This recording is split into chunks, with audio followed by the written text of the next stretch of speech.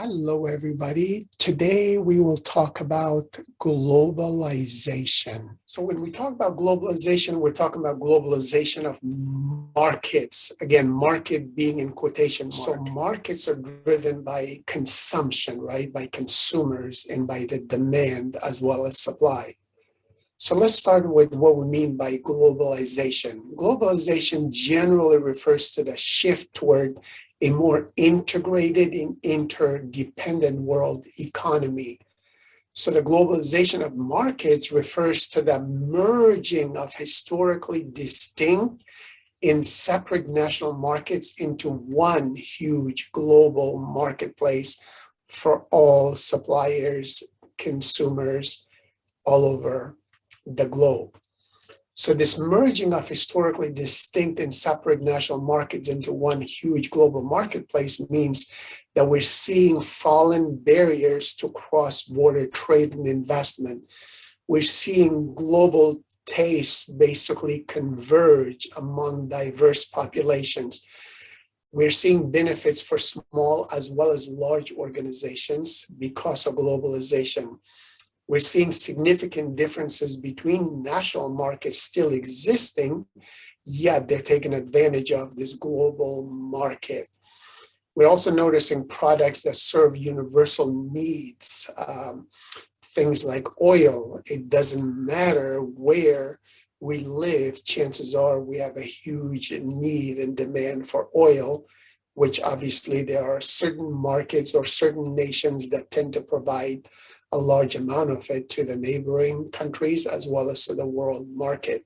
And also competitors among different nations do not necessarily change. So if you're competing against a giant organization like Walmart in the United States, chances are you'll still be competing with Walmart in another huge market like China or other places around the globe. The globalization of production specifically refers to the sourcing of goods and services from locations around the globe to take advantage of national differences and the cost inequality of factors of production, things like labor, energy, land, and capital, which might have different rates in different countries at any given time.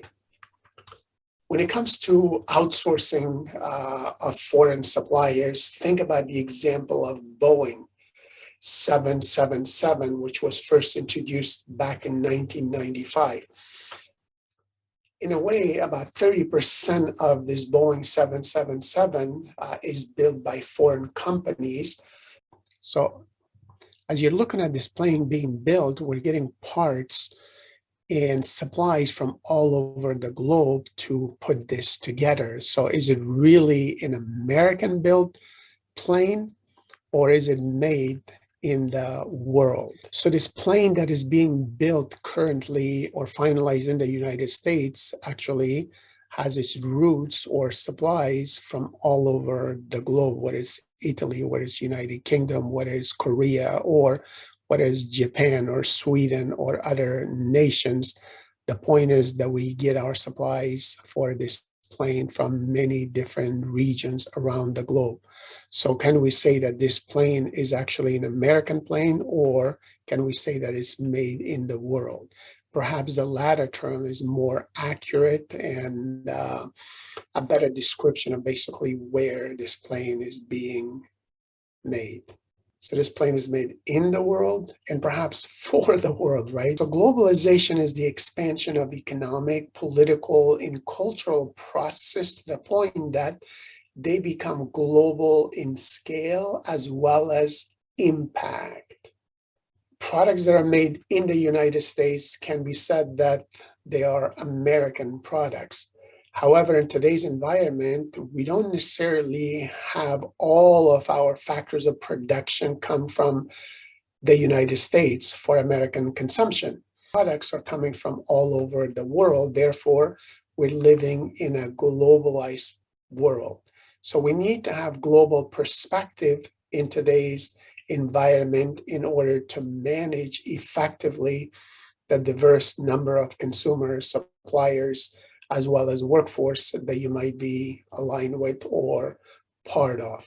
Globalization is a term used to convey the idea that international factors are becoming a more important part of the global economy. So globalization, or the increasing openness of an economy, means changes that are not necessarily universally positive for all populations around the globe. Globalization involves not only the goods and services, but also the movement of people as well as money that changes from one nation to another. International transactions occur because both parties expect the transaction to sort of improve the welfare of their stockholders or consumers or inhabitants in each area. Over the past 75 years, a number of very important global institutions have been created to help perform these functions, including the General Agreement on Tariff and Trade, otherwise known as GATT, GATT, in its successor, which we know as the World Trade Organization, or WTO. There's also the International Monetary Fund, or IMF, in its sister institution, the World Bank, as well as the United Nations. All these international institutions were created by voluntary agreements between individual nation states, and their functions are enshrined in international treaties. So the global institutions that have been created, such as GATT or World Trade Organization, IMF, World Bank, or United Nations, are actually needed to help manage, to regulate, and to police the global marketplace that you and I are dealing with every single day. What happens in one part of the world impacts the rest of us in the other parts of the world. So when the United Kingdom's pound is devalued, it has a ripple effect around the European and global markets. When the dollar goes up or down, same way, it impacts all the other currencies in one form or the other. So let's look at these global institutions. What do? The World Trade Organization sort of polices the world trading system among nations.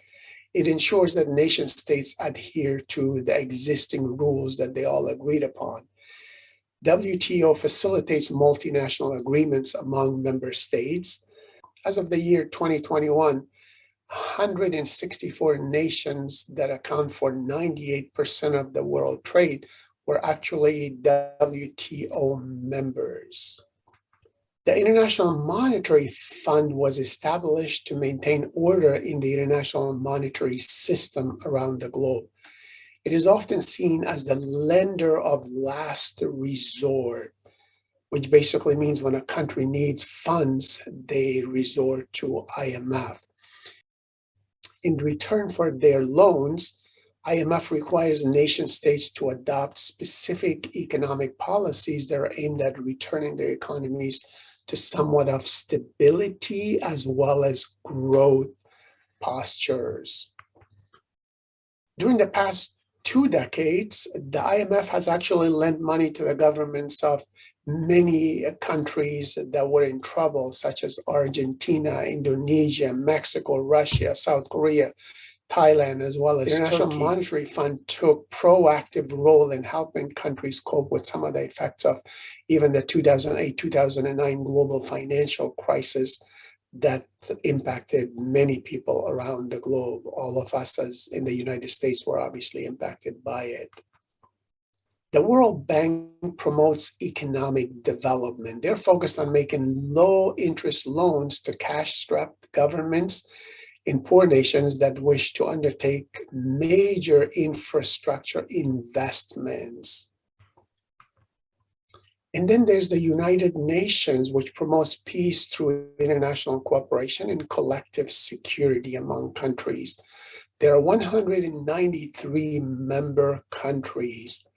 The UN Charter has 4 basic purposes: to maintain international peace and security, to develop friendly relations among different countries around the world, to cooperate in solving international problems and in promoting respect for human rights, and to be a better center for harmonizing the actions of various nations. Most of you know United Nations for its peacekeeping role. However, one of the UN central mandates is the promotion of higher standards of living, full employment, and conditions of economic and social progress and development, all issues that are very, very critical and central to the creation of a vibrant global economy for all of us in each corner of the globe.